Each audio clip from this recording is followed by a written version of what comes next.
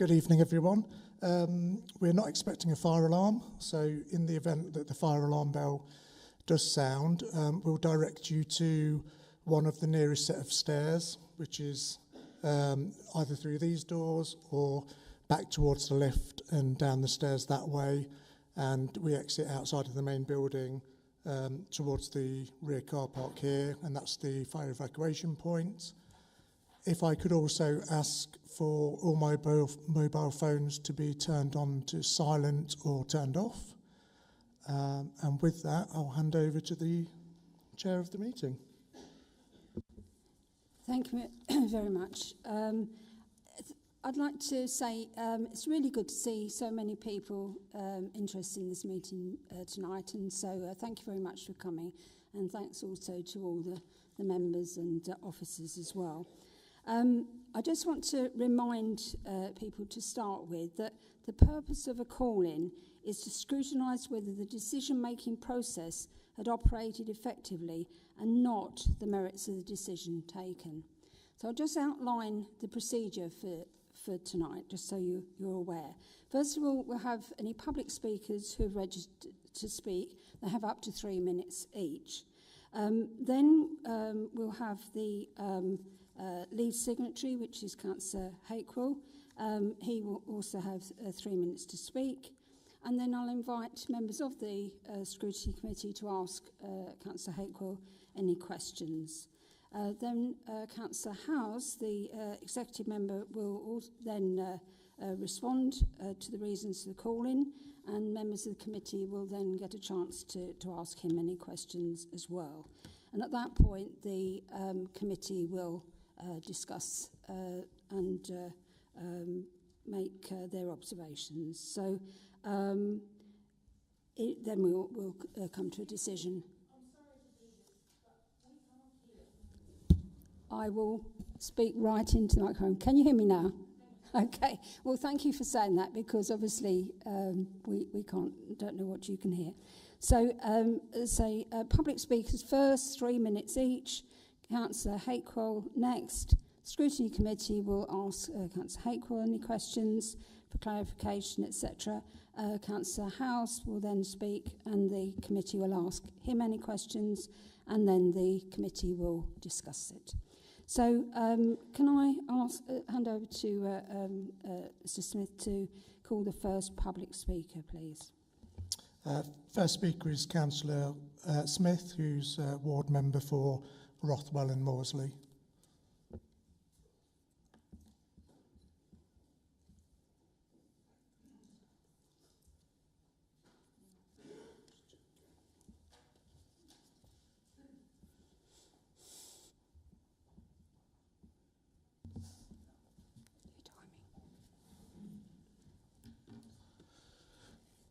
Good evening, Chairman, good evening, members, and good evening, supporters.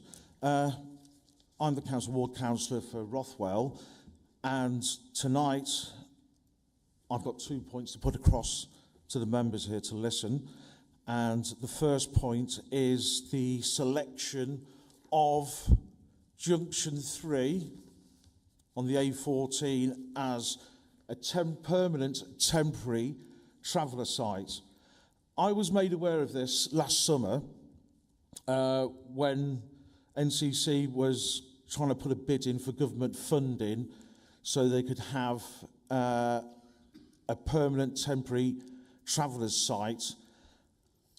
Myself, Councillor Brown, Councillor Hakewell were invited to a meeting, and we were presented with 10 other options of where this site could be placed. At the meeting, I was wholly surprised when I was just presented with A4 sheets of paper with Google Maps printed on it, saying these are the sites where we've considered, and that Rothwell Junction 3 A14 is the site that is preferred. I did ask if there was any site visits to these other sites, if they were suitable, if there's any reports, and there wasn't. I just feel that that site in Rothwell was shoehorned to get it in there quickly because there was no consultation beforehand and it was very, very hush-hush. Now, as we know, that site is greenbelt. The other sites that we were presented with had brownfield sites. So therefore, it would have made an obvious choice to use an existing brownfield site instead of going into a greenbelt site. So many emails followed, consultations followed between where the reports were and who visited it. But these were not forthcoming. So I do believe that there should be proper consultation, transparency, and a proper report on where the viable options should be for this site. The next point I want to bring up is I wish to note the following points. As I said, there was no formal consultation with Rothwell or wider towns and the parishes had taken place. No consultation with residents. No consultation with the travelling community. I was just amazed that nothing like this has happened before whilst being a councillor. It is also something that I bring up about is... Sorry? Your time is nearly up. Right, okay. The costs, okay? The cost of this is going to cost £1.3 million, okay? And that doesn't include associated costs with running the site, okay? This is taxpayers' money, council money, and we have to ensure that we have best value practice, best value for money, and Councillor make sure Smith, that the committee members we have to be fair urgently... to everyone. Sorry, I think other speakers will probably pick some of those points up, so I'm afraid you're over your 3 minutes. Sorry. It was about 3 minutes, 15 seconds, actually. 3:32, sorry. Do you think you could give people a warning when it's... Yeah, it's a bit... Sorry. Thank you. Sorry about that. Okay, the next speaker is Catherine Cadbury, who's Chair of Harrington Parish Council.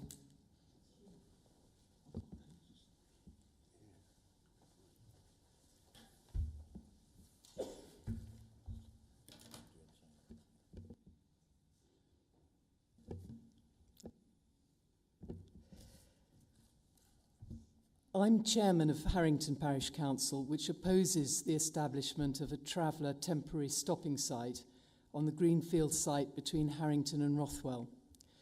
That the village feels very strongly about this is evidenced by the number of people here tonight. We support Councillor Hakewell's application to call in the 21st December decision. Whilst a great deal of lip service is paid to the question of consultation, in practice, very little effective consultation seems to take place. In this case, Harrington was not consulted, despite being the parish immediately to the west of Rothwell, which would be significantly affected by the development. We were not consulted in 2022, when this scheme was first mooted, and despite our registering clear and robust opposition, we were not told this time either. The Gypsy and Traveller local plan will be out for consultation quite soon, and clearly this proposal should be considered and consulted upon within that process. We're told that other sites were considered, but not which ones, nor have their relative merits been set out. There is no evidence that this one is the most cost-effective, and it certainly cannot be the most appropriate. This site and the associated costs of developing it should be considered in the context of all the other sites and their costs, thus enabling an informed, transparent decision to be taken rather than a leap in the dark with no evidence that it represents best value. Thank you. Thank you very much.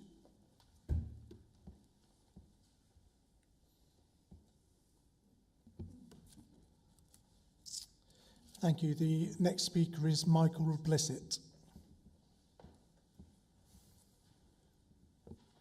Again, you have 3 minutes, sir.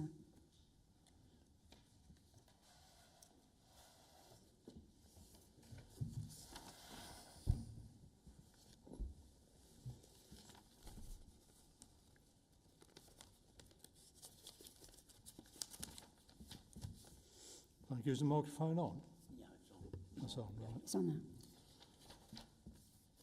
now. I fully support Jim Hakewell's calling on this badly thought out proposal for a stopping off place for travellers at Junction 3 of the A14 at Rothwell, proposed by Councillor House. It is ill thought out, £1.3 million to construct this site that would cost ratepayers around £270,000 per year to pay back the interest, the loan, the running costs of the site.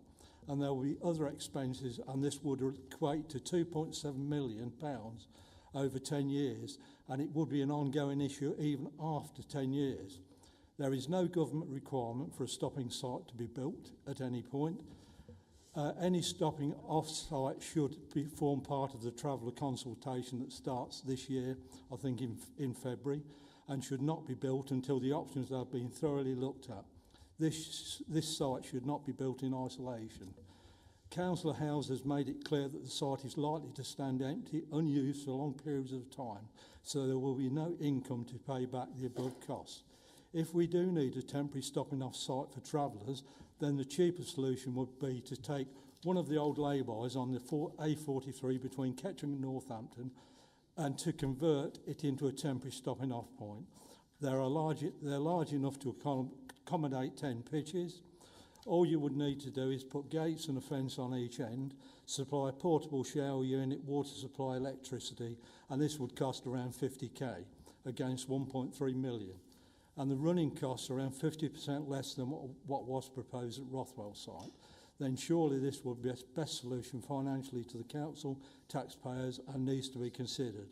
I can say as a professional building contractor, these costs are realistic. It is the wrong site in the wrong place and is of great wildlife interest and should be protected from development. Rothwell Town Council had expected it to be a wildlife area and park for the people of Rothwell and going to be a part of their neighbourhood plan. In 2022, we were not consulted on the site, and we should have been. It should not just have been done behind closed doors by officers. This is not transparent, and all things should be transparent. Council House is talking about charges to use the site of £120 per night plus £250 deposit. The travellers have said they would not pay that amount of money.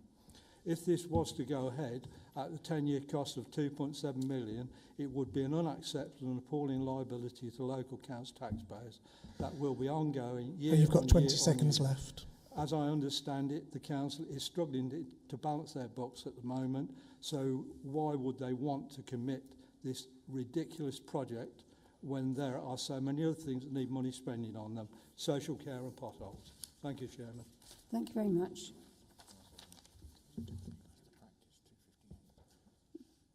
Very good timing there, sir. And the next speaker is Johnny Easter.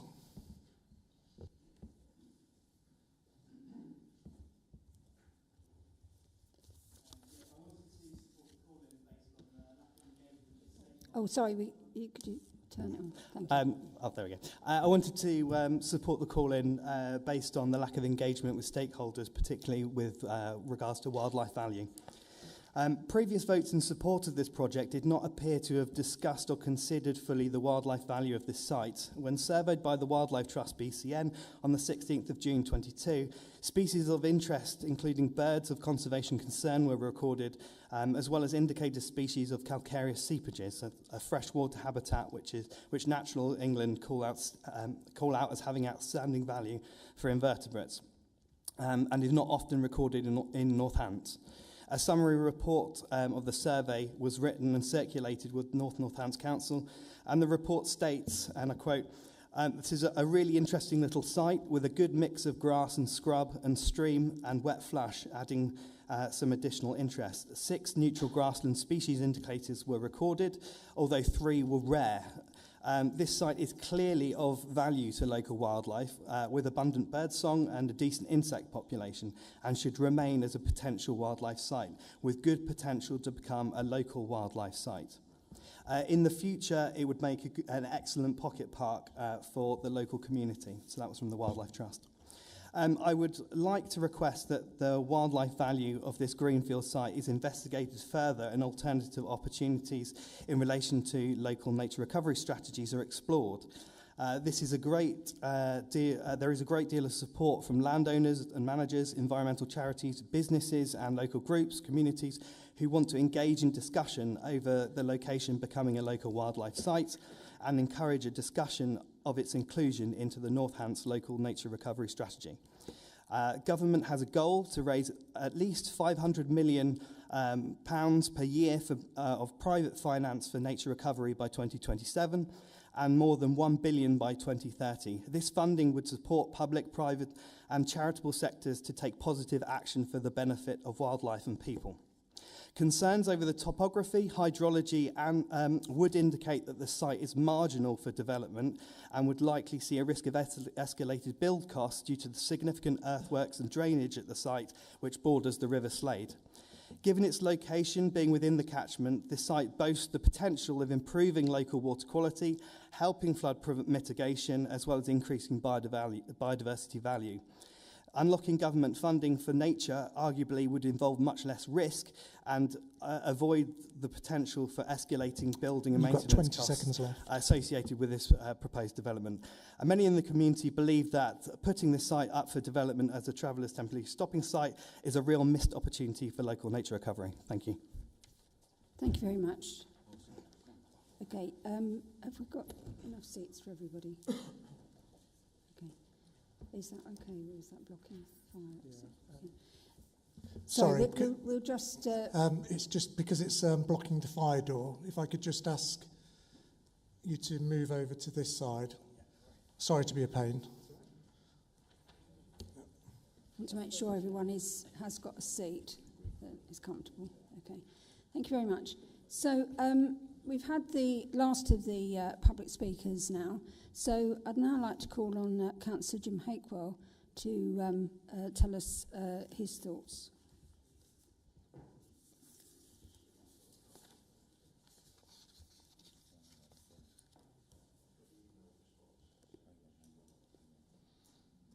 Oh, sorry, if you just hang on a minute, Councillor Hakewell. Oh. Okay.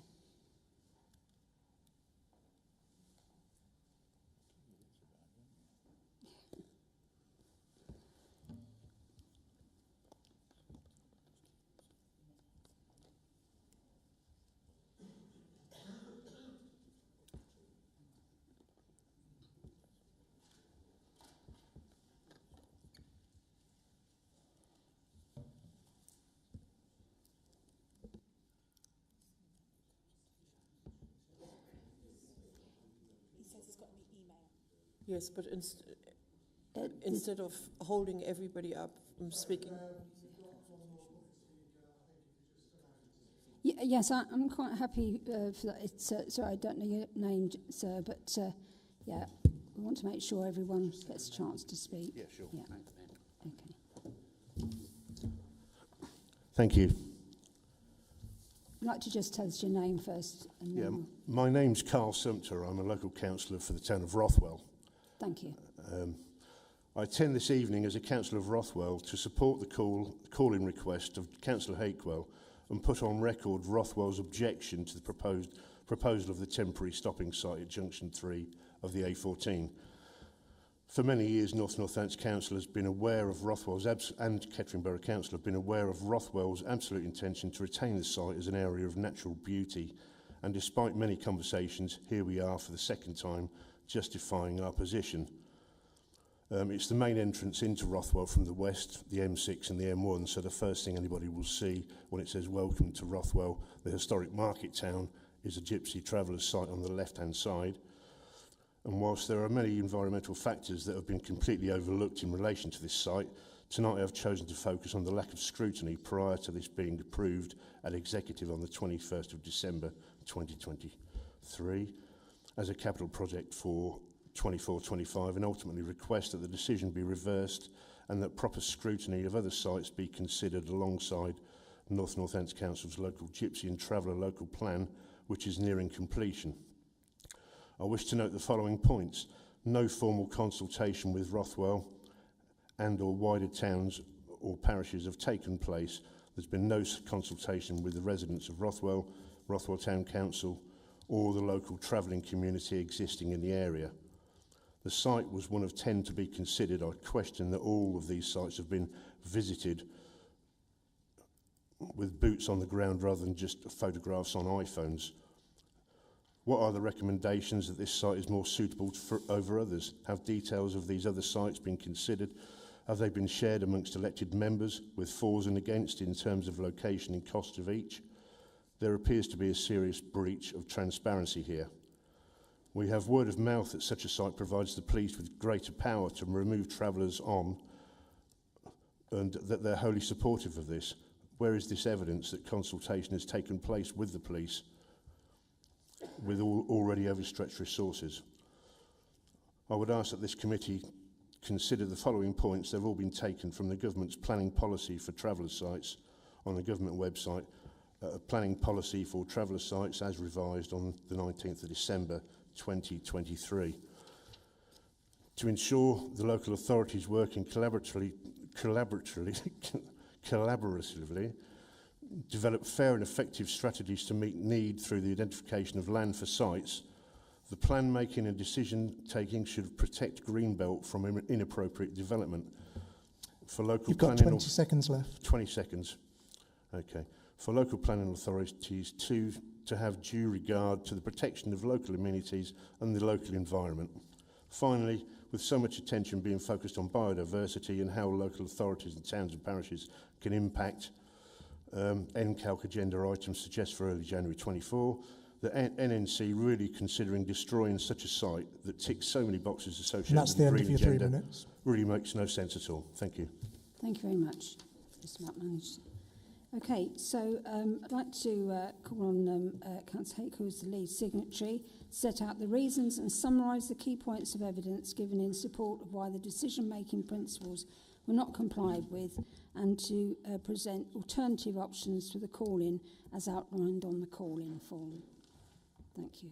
To you, Councillor Hake. Thank you, Chairman. The public speakers have made an excellent contributions, and I won't reiterate those. Thank you to the committee for convening this meeting, and particularly the town and parish councils, along with residents, who have taken the time to come out on this bitterly cold evening to make their concerns known. We must all stress that this has nothing to do with the provision of services and accommodation, temporary or permanent, for our friends in the traveller and gypsy community. This is about the process, as you said at the beginning, not working properly. Tonight is all about best value for council taxpayers and following the correct processes for delivering a gypsy and traveller local plan.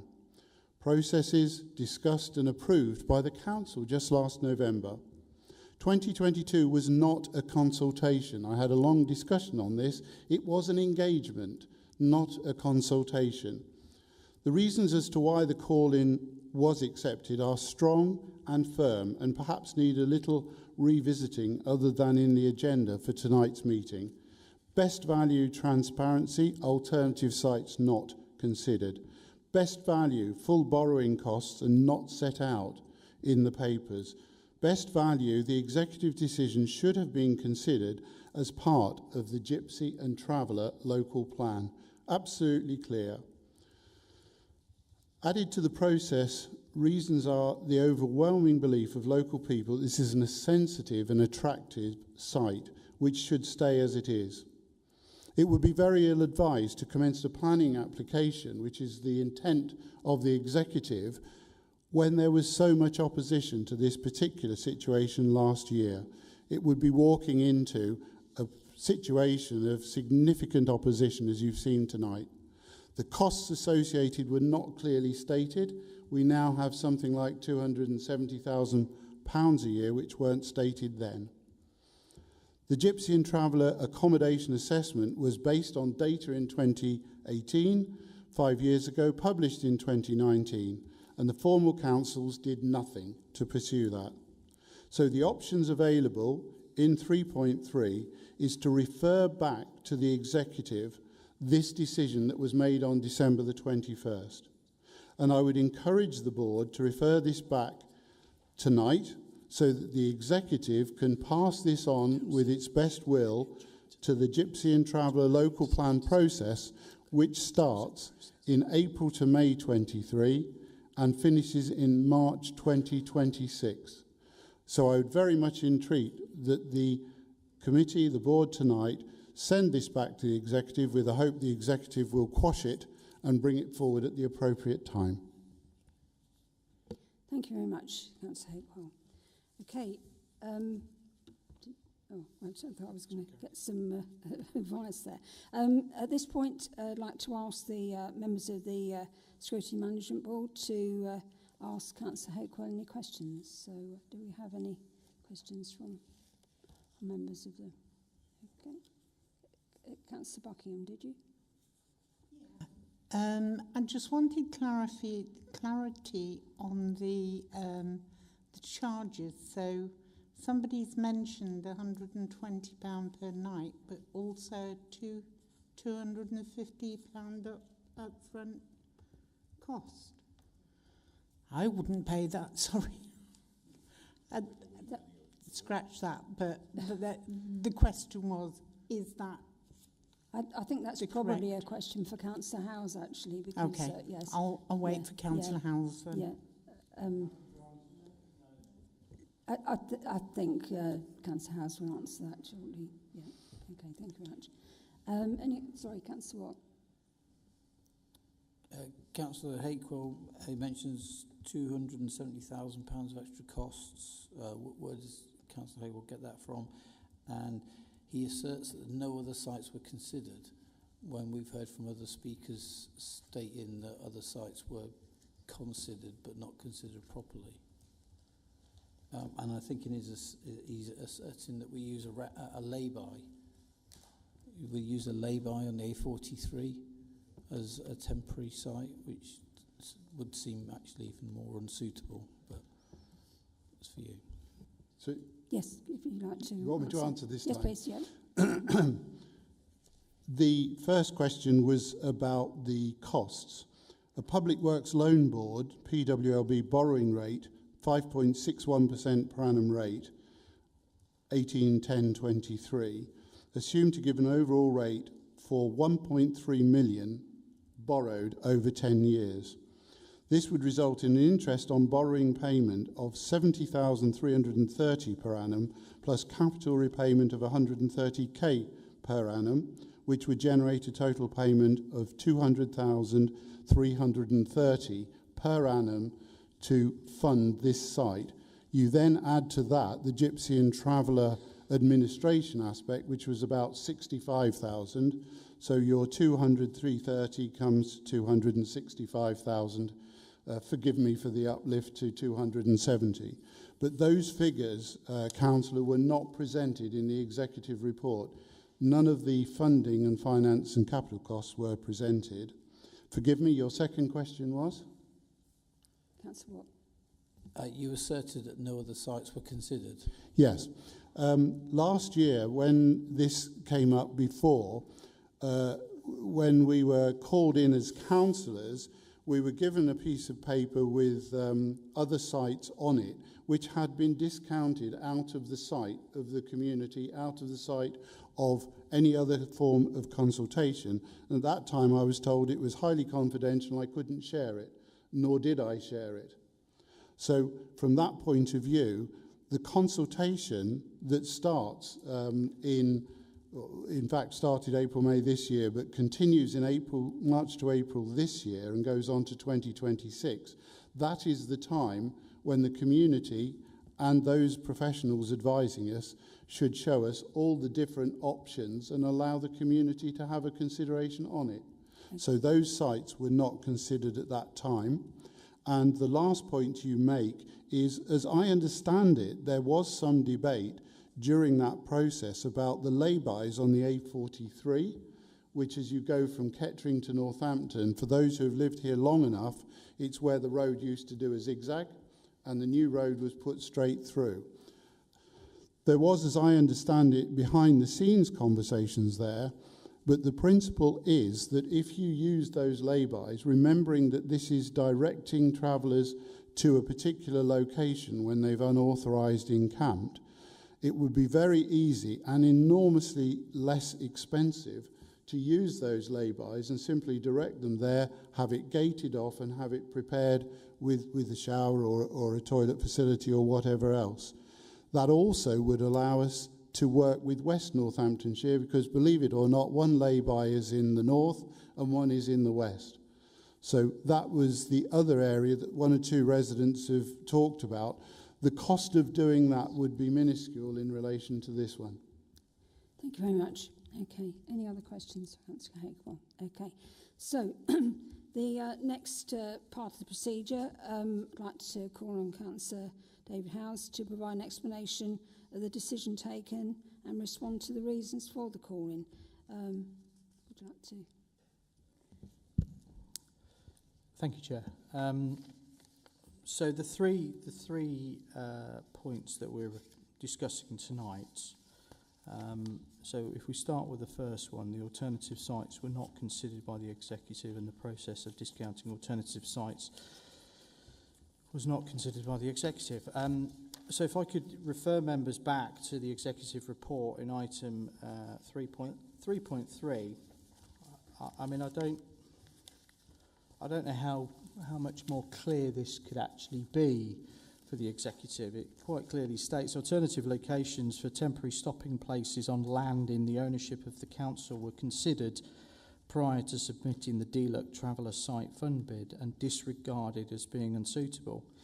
I mean, the reality for the committee is that there are no alternatives. I mean, that is part of the problem that we have. The only site that officers recommended for us to consider was the Junction 3 site. So the meeting that Councillor Smith relates to, that he was at with Councillor Brown and Councillor Hakewell, where these alternatives that were reviewed were put in front of us, and the pros and the cons for those were outlined and explained. But the conclusion was that they are not alternatives, that we were not put in a position where we had option of A, B, C, D and E. This is really clear in the exec report. So,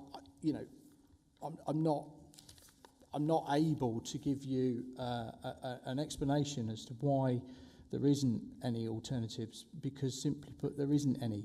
And the executive have, obviously for the benefit of the public, we've got a report, an executive report here in item 3.3, but the executive are very, very well aware of the difficulty in finding suitable sites within the council's ownership that fitted for what we're trying to achieve with the stopping site. So the executive are very, very well aware. So if we move on to the second item, which is the full borrowing costs not set out in the report. I mean, again, the report, I think it's pretty clear that the report does outline the full borrowing costs. It's worth saying for the committee that this is not an additional amount of money that the council are looking to borrow. There is a reallocation of borrowing. So the council are not certainly borrowing another 1.3 on top.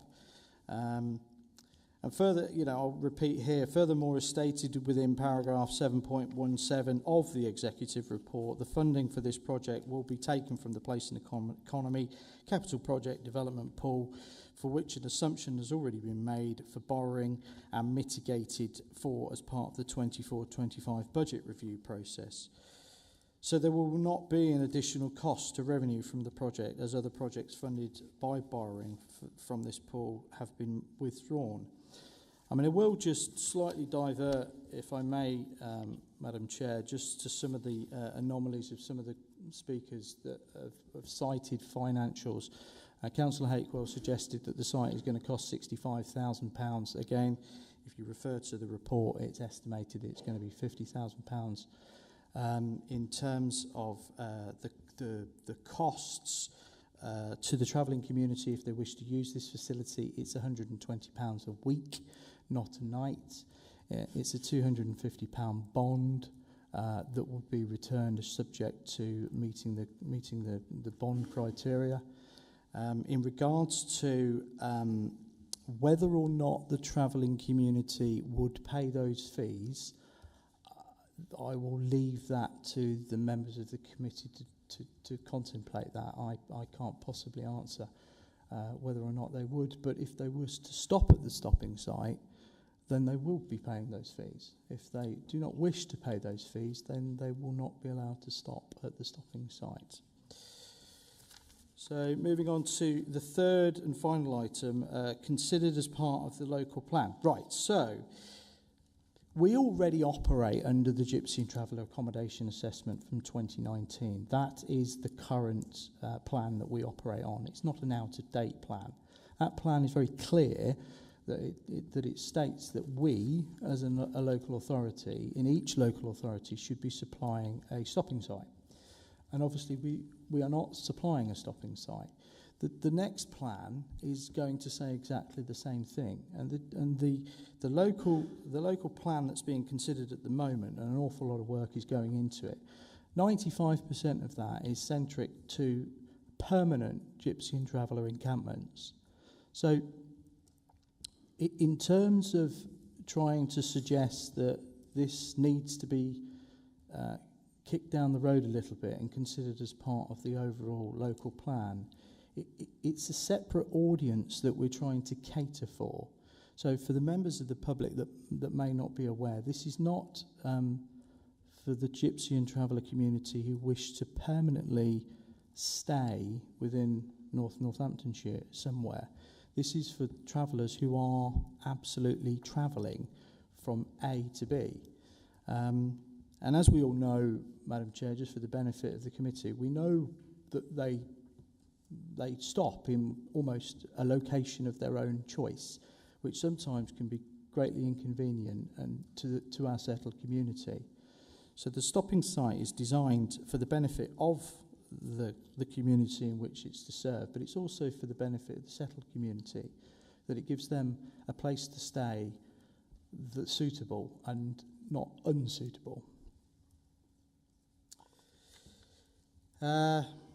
So just to repeat, the new plan that we are looking to put in place will say the same thing in relation to this, which is a stopping site, is that we will need to supply one. And I do not see any merit in delaying the process another 18 months, 2 years, to get that policy in place when we already know the outcome and we already operate under a 2019 policy which says that we should be supplying a stopping site. And I think that is pretty much it, unless you have some questions, Madam Chair. Thank you very much. Councillor Buckingham. Thank you. You said about the financials. If you look on page 23, the key decision of the executive. Sorry, could you tell us page 23 of which document, Councillor? Sorry, the main document, the agenda pack. Agenda pack, yeah. So it's page 23, but it's the bit about the executive. Yep. Executive meeting. Yep. Okay, so it tells about the debates, etc.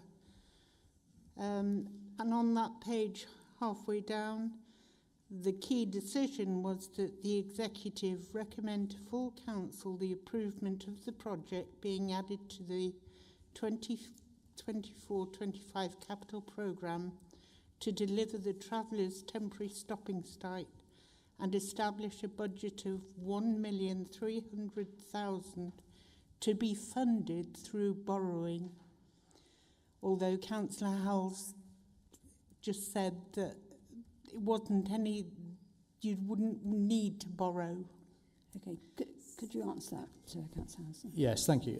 So let me just clarify. So it's not a question of whether or not we need to borrow. We absolutely are planning to borrow the money. What I'm saying is that this isn't additional borrowing over and above what was already being allocated in the capital pool programme. So we've reallocated projects. So what I'm saying is that this is not over and above what we were already planning to borrow. The other key consideration is obviously officers have said that this is what the cost of the development of the site is going to be. There's nothing particularly pertaining to the A14 Junction 3 site that pushes that figure up in terms of what it would normally be in a location somewhere else. So because we're working largely with a blank canvas, effectively a field, we are going to be experiencing those relatively same costs, no matter where we put it. So I'm told that we're not putting any due extra additional cost just because of where this location is at the moment, Madam Chair. Did I answer every question? Are you content with that answer, Councillor Buckingham? You've still got your microphone on. No. Okay. Well, would you like to come back? Oh, sorry. Apparently we have. Sorry, you haven't got a name tag on, but Claire Edwards would like to help us with a clarification. Thank you. Yeah, no problem. Thank you, Chair. Could you just tell us your position? Yes, I will do. So I'm Claire Edwards. I'm the Assistant Director for Finance and Accountancy. So just to sort of expand a little bit on the capital programme and the protocols that we have to follow. So you will see in the recommendations that we have requested the budget to be increased by the 1.3 because it's not in the capital programme as it currently stands. However, it does say in the report that what we have done is mitigated that additional cost by reducing the capital programme and taking projects out that were discretionary funded, and discretionary funding relates to borrowing. So what we have done in the project plan that came before the Strategic Capital Board considered those projects, so we took £10 million out the capital programme to mitigate any further costs. So, and that was part and parcel of the budget review for the MTFP anyway. It's just the way that it's written, I think, more than anything. Thank you. Thank you. Councillor Norman. Actually, just on that, was a point I was going to make to Mrs. Edwards. It could actually be internal borrowing if we wanted to, as part of the MIFP, rather than prudential. Yes, so we don't actually elaborate whether it's external or internal because it's just classified as borrowing. But yes, when we come to it, we could actually utilise our surplus cash balances, so therefore there would be no additional borrowing costs incurred in terms of the interest, but we'd still have to set aside a provision for the capital repayment. Thank you for that clarification. Madam Chair, if I may also add to that it's also the ambition that if further funding pots come up from central government like they did last time, then we will obviously seek to bid for those funds. So if we can mitigate any capital costs from the local authority, then obviously we will certainly do that. Thank you very much. Councillor Watt. Thank you. You mentioned other sites were considered and discounted. Without going into specifics, why were other sites less suitable, or you say not even suitable? Had Junction 3 not been available, would one of those other sites been the most suitable one? That's the first one. We've heard a lot of comments about consultation and engagement tonight, a feeling of lack of consultation. Would consultation be carried out under the planning process? Would you like to let Councillor Howes answer those two, and you can come back with something else? Well, if I just take them in reverse order, so absolutely, you've hit the nail on the head. The situation when we went for the DLUC money was that there was an engagement session. Ward members, police, MPs, the local.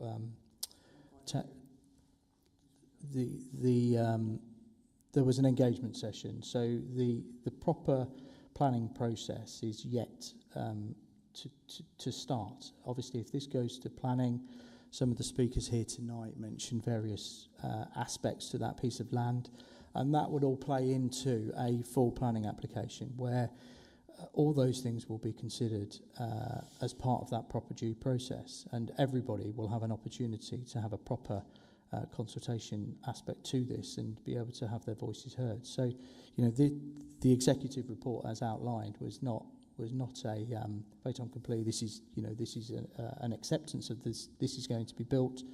This is just part of the process, and the planning process is really where all of that major consultation happens. So, you know, in relation to your first point, first question about the other alternative options that were considered or looked at, I think it's fair to say that as soon as you start talking about gypsy and traveller encampments and sites and stopping sites, it immediately sets the hares racing. So when we consulted and engaged with the ward members, we asked them, we presented the information, or the officers, I should say, presented the information of the alternatives and asked them to keep it confidential because of the very nature of setting hares racing within communities where there was no need to do that, because if they were being discounted, we did not need to start worrying unnecessarily communities with a site that we are not considering in terms of bringing forward. So that was effectively the reason for that element of it being private and confidential. Come back on that. Without specifics, what was the criteria that excluded those other sites then? Well, I haven't got the information right in front of me, unfortunately. I didn't catch that anyway. So in regards to the specifics, there was a range of reasons why each individual site was discounted. So I can't sit here and reel them off for you, unfortunately. But there was officers' recommendation for each individual one in terms of the cons to each individual one and why subsequently they were dismissed as these are not a viable option. And we ended up with the site that we're looking at the moment, which is Junction 3 on the A14. Okay. Right. Any other questions? Yeah, Councillor Watt. Yeah. We've heard this is green belt. I think that's a misspeak. There's an Americanism there for you. I think that's it's just green. It's green. It's not brownfield. Is that the situation? It's not brownfield. And we've also heard that the local community are looking to bring this in as like a pocket park. But I understand that this was bought by Kettering Borough Council as a site for development, not as a site for recreation. Yeah, yes, exactly. You're absolutely right. I mean, I remember sitting at Kettering Borough Council when we were told that this was a piece of land that was absolutely ideal for commercial development, and it was a steal. It subsequently turned out that no, this was not absolutely ideal for commercial development. But that, you're absolutely right, Councillor, that was the original purpose. In terms of what Rothwell Town Council or anybody else wants to do with the site, it's perfectly admirable. But that's not the reason that it ended up in public ownership. It ended up in public ownership because officers at Kettering Borough Council suggested to the executive that it was a great asset to go and buy for commercial development. The detail in terms of the stopping site, ironically, it's not even going to probably use 1/3 of the area. So without obviously implicating ourselves, there is a very good opportunity or potential opportunity that the remaining balance of the area of the site could perhaps be enhanced in terms of its environmental aspects, because clearly, you know, with the land lie of the particular site, and I'm sure everybody in the room will understand that at the very top is where the planned development of the stopping site would be, but the rest of it falls away effectively, and not ideal without significant earthworks to be utilised in any great fashion. So there's a great opportunity to also then enhance the balance of the site in terms of its environmental implications. Thank you very much. A bit of paper again. I think, Councillor Hakewell, it isn't part of the procedure for you to be able to come back. Is it something very specific that you need to add? I say it's not part of the actual procedure. Is there something very specific that you want to bring up? Because I can use my discretion to let you, but I can't let it go on and on. It has to be something very short. Okay? Yeah. Thank you. The whole point about this is I wrote up this call-in, and it's a senior legal officer who sat here who has said it's not best value, not best value, not best value. Part of the discussion was as if it was my idea that this was not good value. What I think I'll do I just want to reaffirm that to the committee, that is really important. I think what I'll do is refer to Ms Wiley to actually sort of confirm that. Thank you, Chair. In agreeing to the validity of the call-in, it wasn't saying that it wasn't best value or the decision wasn't best value. What it says is that it is arguable that scrutiny should look at the decision and undertake scrutiny to determine if it was best value and if everything was made in order, so in terms of the decision-making principles. It isn't for me to decide whether it was best value. It isn't for me to determine that. That's the purpose of this committee this evening. So, members, that is your decision tonight, whether you want to refer it back to the executive. Thank you very much.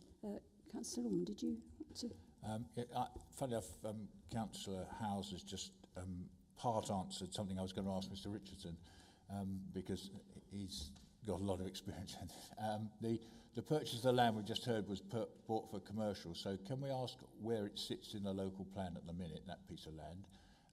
And secondly, again, this is referred to, we've got a plan of the actual work that might be done, but have you any idea of how much of the plot will be left untouched? I mean, 20%, 50%, whatever, and could be used as Councillor House has just described? Thank you. Through you, Chair, then. So in response to the current status or position of the land, it's identified as open countryside, so it's absolutely right. It falls outside of any settlement boundary. We don't have green belt, but it's our equivalent of green belt in effect. It's open countryside. So that's its designation. In terms of agricultural land, that's its current use, but it's not intensively used in any way. Any visits I've taken to the site, there's been a horse there on its own, and that's the limit of the site from its agricultural use. In terms of the potential quantity of potential development for use for gypsies and travellers, there's various scenarios. There's elements within that site. I know many will have visited or seen the site. There's elements that are relatively flat, but there's also some undulation in there. And then on the A14 side of the brook that runs through the site, it's really quite steep. So there would be the need for some cut and fill to level out plots within that site.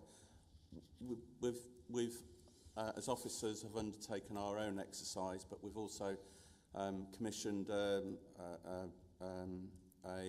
professional style drawing. It's not expert by any means. And the suggestion has been that there's the potential on one side to comfortably accommodate 7 pitches, maybe 8 pitches. It can then sweep up to 10 and maybe more, but you're then starting to look to cut into that far steeper element of the site, the A14 side of the brook. So it's something I think through any proposal coming forward through the application process, that's the opportunity to be able to provide more detail and test elements of it. So I listened to the discussion that's taken place with regards to the potential for enhancing biodiversity, And of course, through that, you start to eat into the potential numbers of pitches that you're able to accommodate. But that's a process or an opportunity that you're able to refine those details and test the potential for the site more fully. Thank you very much. Right. Councillor Watt. We're still on the questions to Councillor. Yes. Yeah. We had mention of utilising lay-bys. Why were these deemed unsuitable as well?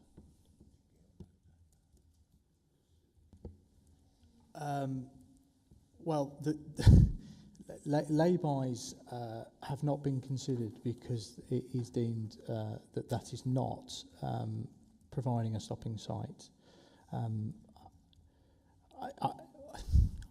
I'm struggling for the words in terms of anyone would think that a lay-by should be used as, we're trying to provide a facility for the travelling community to have a safe and secure stopping place for up to 28 days.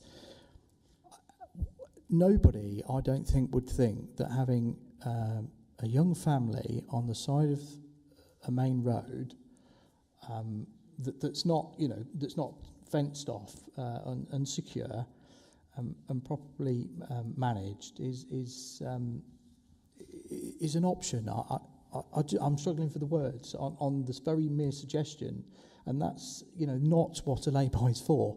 So I just don't think that lay-bys are the suitable option for a stopping site.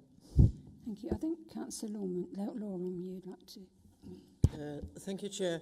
It's not so much a question to Councillor House, but very much so what he said. He was struggling for the right word to have travellers use a lay-by. I think what we all need to remember in that respect, Madam Chair, is that gypsy and travellers are actually a protected species, protected as an ethnic minority, and as such they must be treated with respect. I have had the last 2 years the privilege of actually working with a very large family of travellers. They were settled travellers. I took the opportunity in April of last year, when our consultation came out, to councillors and sat down with them and to hear from a traveller's view, because in their heart, whether they are living in a permanent place or not, in their hearts they are always travellers. And it gave me very, very clear understanding of what they were looking for.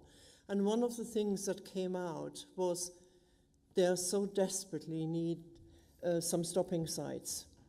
And when you look at so many times, when we see the caravans on the side of a lay-by, and yes, quite a number of them who are not the genuine travellers, and gypsies as I know them, leave a lot of rubbish behind. It is because there are no facilities. Why should travellers not have the opportunity to have a stopping site? They're coming into Kettering, Corby, wherever, because there might be family weddings, there might be funerals, christenings. In the traveller community, that is a huge, huge event. And there are not enough sites, berth for them to actually stop. And it needs these type of stopping sites with all facilities. I think just reiterate before we sort of go over to our sort of discussions that we're not doing the merits of the decision, okay? We are just looking at whether the decision-making process has operated effectively. So we'll try and contain ourselves to those. There were the 3 points that have been identified as the call-in, sort of the three on page 8, the best value transparency, best value. So we'll probably try, if we can try and contain ourselves to those, because they are the ones that we've been told we will need to look at. And I'll just remind you that the decision of the board is that at 5.5 is either to refer back to the executive for reconsideration, to consider if it's outside the council's budget and policy framework, and I shall come to Adele in a minute to ask about that, or to take no further action. But no further action in this particular case means that the executive's decision stands, and then it goes to full council, because that was their decision, was that it goes to full council. So if I could just ask Adele quickly. Sorry, could we just have the clarification on point 5.5b about whether it's outside the budget and policy framework procedure rules, just so we clarify that one. Thank you, Chair. Yeah, there is no argument that this is outside of the budget and policy framework, and therefore the referral to council isn't an option for the committee today. So the options are around referring it back to the executive or deciding that the decision can be implemented. Okay, so we've heard that. So basically we're down to option A or C. A to go back to executive, and C for the option to stand, and then it will then go to full council, but there's also, it will also go through the planning procedures. So does anyone like to raise any points on that? Councillor Longman? Thank you, Madam Chairman. I have a little advantage in this, in that I sat on the County Travel Unit in its old format from 2007 right through to 2021. So I've heard a lot of discussions about transit sites, stopping places and so on over a long time. And I've seen Section 61 notices used by different police areas in the same force in different ways. Some wouldn't want to use them at all, and some were quite strong in using them. I also note that consultation is not actually a referendum. And of course, we've just heard there's no need to consult on allocating finance from capital. That can be done internally. So, though we've heard that some things might lose out. One of the things that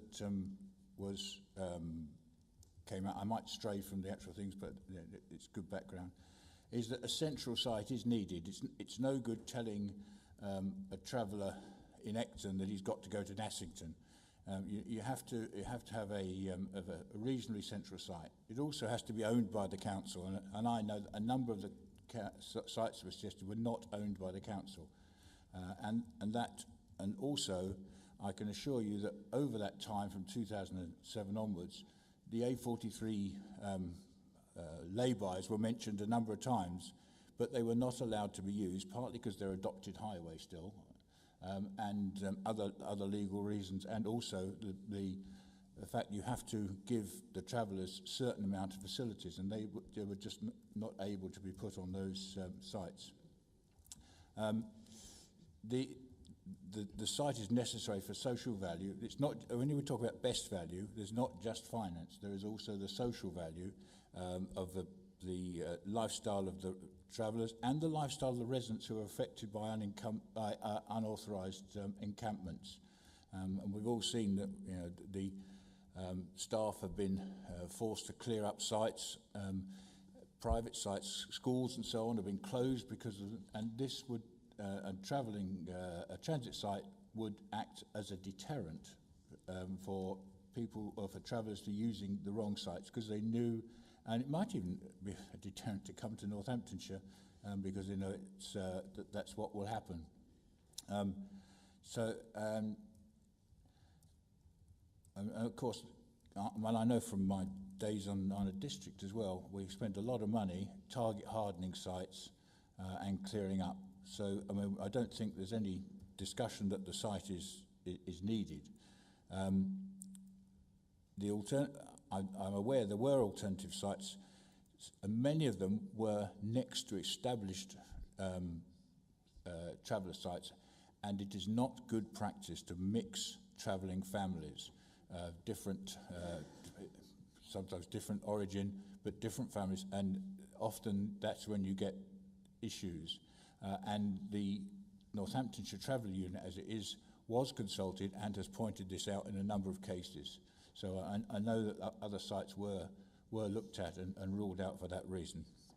The borrowing costs we've talked about, and for the reasons of social value and of the cost potentially for the council for these unauthorised encampments, I accept what Councillor Howes has said about getting on with it.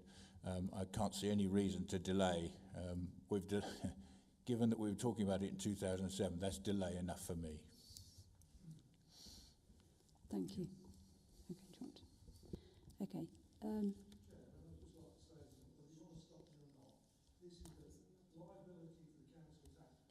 Sorry. Yeah. I think we're all aware that there's money going to be spent. Sir, you've had your opportunity to speak. Could you not speak while the councillors are debating the issue? Okay. Thank you. I think we all realise that there's money to be spent. There are monies to be spent, but as we've heard, it's another option or another item has been taken out of the development pool and this put into it. So it has to be agreed, because you can't just spend something on an item that hasn't been put forward into the development pool. But it's not extra money, it's an alternative use of the money. So are there any other... Councillor Watt? Yeah, I think I wrote down the main complaints from the speakers, and I thank you for coming along and voicing your concerns. All right. But it seems that Councillor Howes and Finance answered those complaints, which really are the consultation which will take place during the planning process, and everybody will have the opportunity to have their full input. The financial side of it is catered for. The biodiversity will be catered for during planning. The area of the site doesn't even seem that 50% of the site will be used. The remaining biodiversity can be enhanced, and that other sites were considered and they were found not to be suitable. So I'm sorry for you, members of the public present. It came down to this site, and that seems to be a valid decision by the executive. Sorry, Councillor Barking, did you?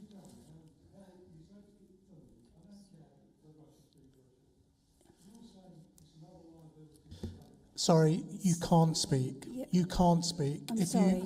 If you're unable to stop speaking, we'll have to ask you to leave the room. Please, would you stop speaking? You've heard the... Please be respectful. Yeah. Thank you. We've heard that this site is needed. A site like this is needed, and the costs will be incurred by the council. Sorry, I'm sorry. And we've heard why. Please refrain. Sorry, I'm sorry. Please refrain from interrupting. We're trying to have a discussion here between the councillors. The points have been taken on board. Everyone had their chance to put their name forward to speak. We've heard you. We've listened. We've got your in writing as well. Read it in advance of the meeting, in fact. And we're now trying to consider it. So if you'd just like to let us get on with the job, thank you. Councillor Buckingham, I think. Having looked through everything, you're quite right, the site is needed. And I know that it's been asked several times whether the other sites had been considered on a matrix that was similar. But I can't see it anywhere where the process hasn't worked properly. So I would have to say, I'm sorry, but I would say yes. Okay, thank you very much. Councillor Long, did you? Oh, I thought you were indicating you wanted to speak. Okay, sorry. But people don't always put their hand up. They sort of look as though they're wanting to speak.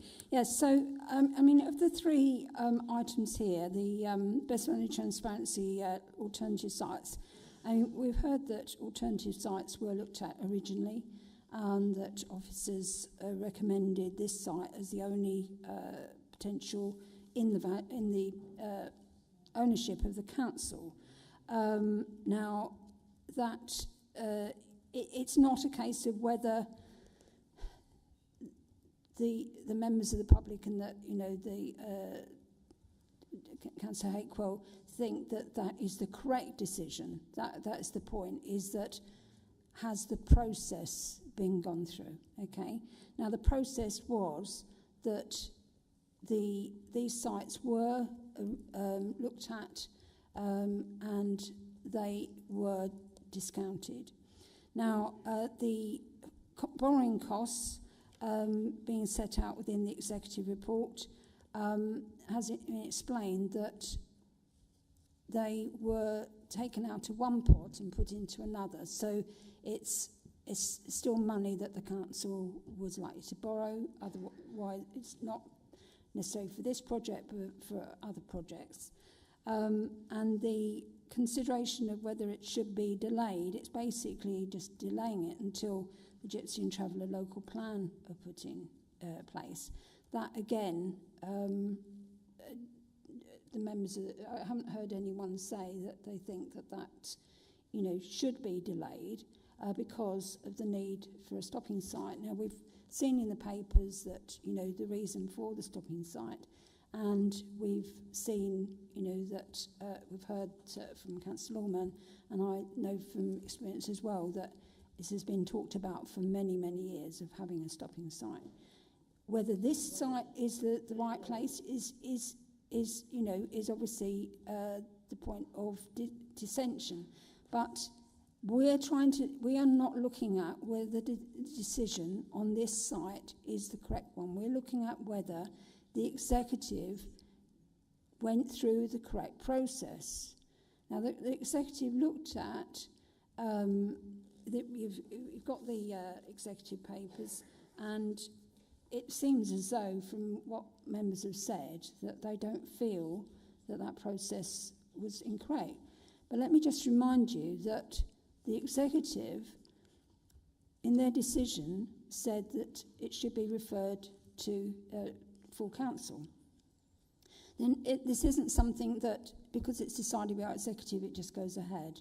It is going to full council. That is another method whereby members of the public, councillors, can make representations and say whether they disagree with this decision. That is where the decision will be considered. We are on tonight just discussing whether the process was correct.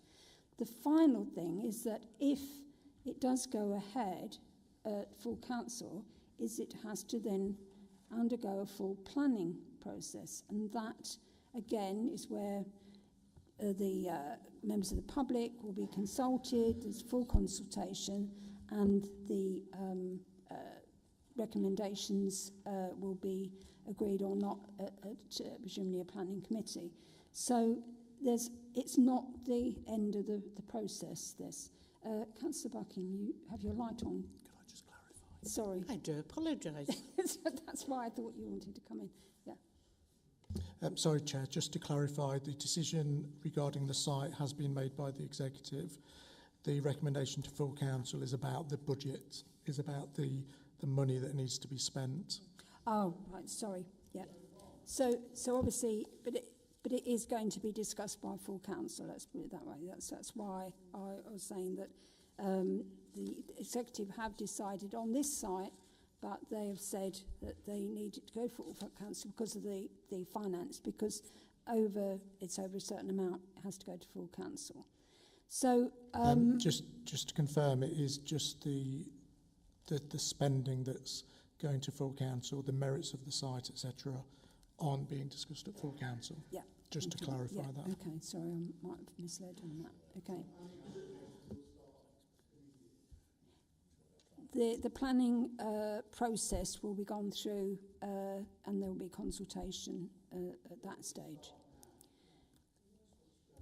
I think it has to go through full council to agree the spend, and only if it goes through full council and the spend allocation to this project is agreed, only then can it go to planning.